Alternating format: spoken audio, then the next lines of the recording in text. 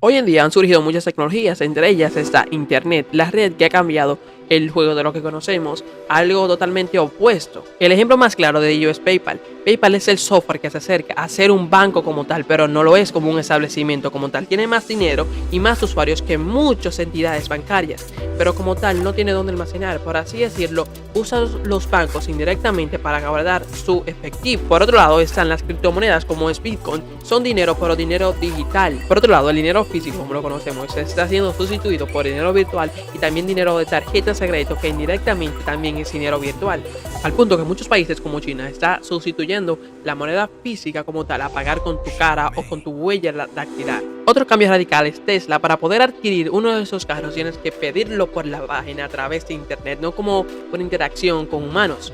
Esa interacción que podríamos tener al comprar un carro o simplemente comprar algo físico no está porque ya internet lo ha sustituido.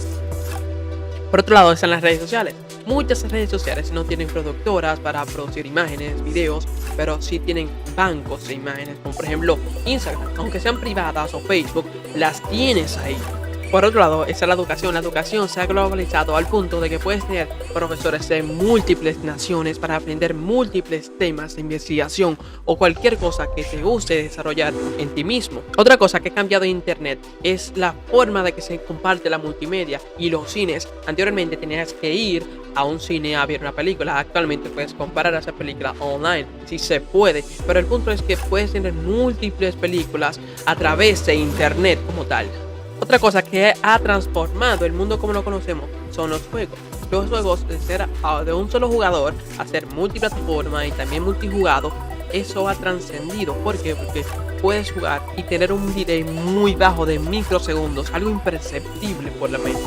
¿Gracias a qué? Gracias a la internet.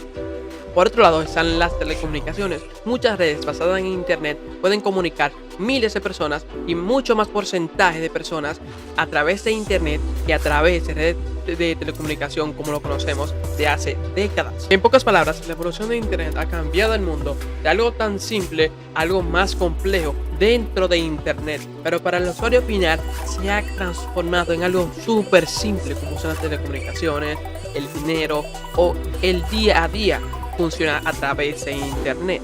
Bueno, si llegaste aquí, gracias por ver el video, suscríbete, dale like, comparte.